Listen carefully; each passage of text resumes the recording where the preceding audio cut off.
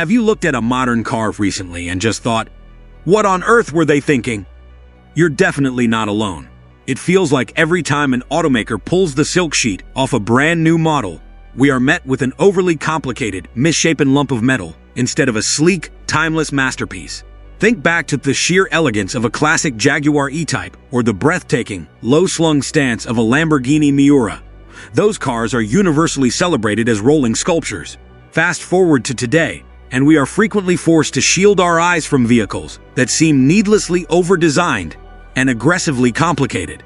Even older, widely mocked oddities like the Chrysler PT Cruiser or the infamous Fiat Multipla, cars resigned to a lifetime of wearing brown paper bags in shame, feel almost charming compared to today's heavy-handed styling.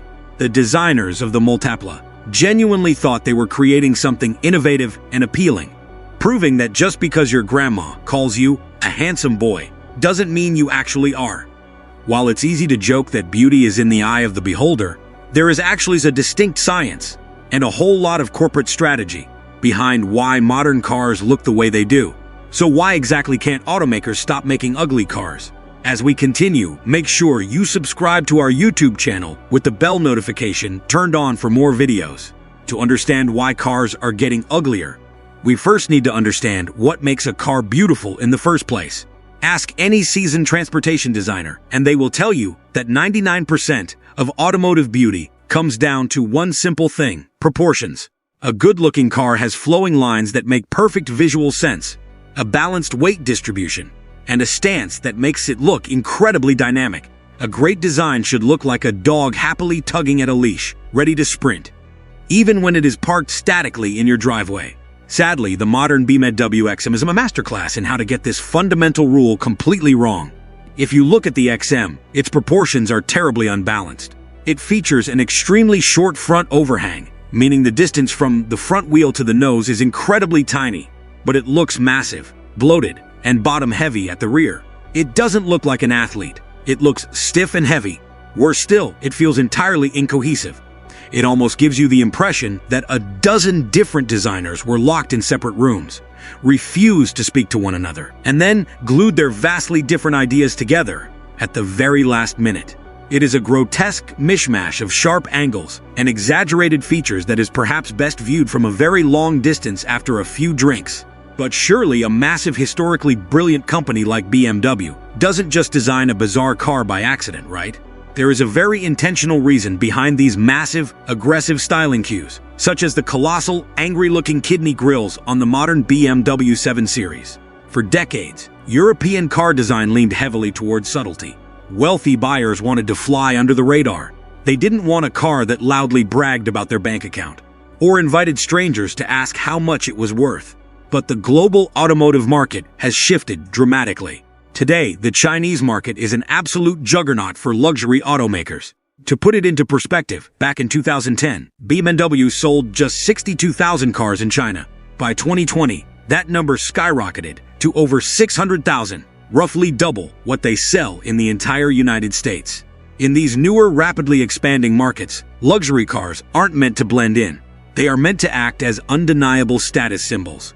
When you look at a Rolls-Royce with its massive temple-like front grille, you immediately understand that it is a bold statement of wealth. Automakers quickly realize that loud, flashy, and aggressive designs sell exceptionally well to buyers who want their success to be visible from a mile away.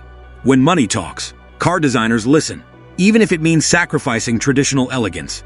However, shifting cultural tastes don't explain everything. Sometimes a car is ugly simply because physics demands it. Take the highly controversial grills on the BMW M3 and M4. Many people assumed designers were just trying to be flashy, but the real reason for that angry bird front end was purely performance-related. The engineers literally had to push the radiators all the way up to the very front to improve cooling for the massive engines. Form simply had to follow function. But today, the biggest disruptor in modern car design isn't the internal combustion engine. It is the sudden dramatic shift to electric vehicles. For over a century, the shape of a car was dictated by the bulky engine sitting under the hood and the mechanical transmission tunnel running down the middle. Now, with perfectly flat battery packs and incredibly compact electric motors, designers have a completely blank canvas. The problem is, they seem to be having a massive identity crisis. Take the highly controversial Dodge Charger Daytona EV, for example. Dodge built its entire modern identity on loud, brash, tire-smoking V8 muscle cars that were wonderfully ridiculous. The new electric Charger tries to mimic that visceral magic with a fake, synthesized, fret-sonic exhaust sound. But it ends up feeling like a sophisticated imposter. When drivers push the pedal to the floor in an EV that boasts 670 horsepower, they expect a thrilling, emotional experience. Instead, many find the Daytona EV to be overwhelmingly boring. It lost the raw, unhinged personality that made old-school muscle cars so charming. When you try to make a whisper-quiet EV act like a booming gas guzzler, you end up with a car that feels fundamentally dissonant to its own nature. Because EV architecture allows for entirely new packaging, some legacy brands are using this era to completely blow up their historical identities. Just look at the Jaguar Type concept. Jaguar used to be the absolute king of sweeping, graceful, romantic curves. But the Type U is a jarring, monolithic block of flat surfaces, featuring a massive, flat roof, a strange glassless tailgate, and controversial butterfly doors. It is painted in striking, artistic colors like Miami pink and London blue, serving as an exuberant, almost shocking statement meant to act as a complete reset for the brand. Jaguar is deliberately abandoning the soft, elegant swoops of the legendary E-Type for bold, blocky monumentalism, prioritizing artistic disruption over traditional automotive beauty. Meanwhile, the upcoming Mercedes-AMG GT 2027 has morphed into what the company is calling a practical electric hypercar. Instead of the sleek, low-slung, two-door coupe elegance we normally associate with grand tourers, we are getting a massive, heavy vehicle thoughtfully designed to fit 4 adults and their luggage. It features incredibly strange details, like headlights shaped like the 3-pointed Mercedes star connected by a pedestrian light bar, and a massive black aero panel dominating the rear. Yes, it boasts a staggering 1,153 horsepower, thanks to highly advanced axial flux electric motors. But its sheer size and busy detailing make it feel more like a tech-laden transformer than an emotionally stirring sports car. Then there is the ultimate example of controversial modern design, the Tesla Cybertruck. Rather than trying to look like a traditional functional pickup truck, it looks like a low-resolution rendering from a 1990s video game. Its brutalist, unpainted stainless steel, triangular shape is less about automotive styling and more about Silicon Valley disruption. It was designed specifically to go viral, to generate endless internet memes, and to shock the general public. And honestly, that is exactly what the tech world wants. Even the most sacred and historic automotive institutions aren't safe from this awkward transitional phase. Enter the Ferrari Luce, Maranello's very first fully electric vehicle. Ferrari essentially brought in outs designers, including the mastermind design collective behind the Apple iPhone, to design a car from a completely clean sheet. Because it doesn't need to wrap around a screaming, mid-mounted V12 engine, the Luce is a 4-door, 5-seat vehicle with a smooth, shell-like glasshouse that looks more like a sleek tech gadget than an aggressive Italian exotic. While it is aerodynamically brilliant and packs over 1,000 horsepower, purists are struggling to digest its Taycan-esque fastback profile.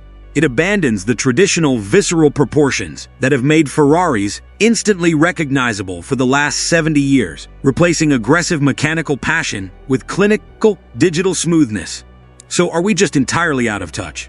Are we stubbornly holding on to the past while the industry bravely moves into the future? Think back to being a kid in the mid-2000s, coming home from school, firing up your PlayStation 2, outing an up, Need for Speed Underground 2. Back then, bright neon underglow, wild fiberglass body kits, and massive spoilers were the absolute peak of cool.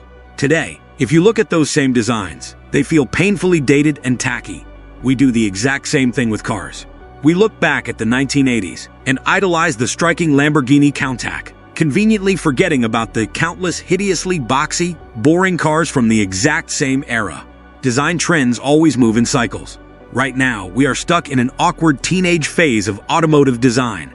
Automakers are desperately trying to appease wealthy new global markets, figure out what to do with completely flat electric vehicle platforms, and go viral on the internet all at the exact same time. While a few brave new designs will undoubtedly age like fine wine, vehicles like the BMW XM and the Cybertruck will likely serve as strange, grotesque time capsules of an era where automakers forgot that sometimes simple, elegant proportions are all you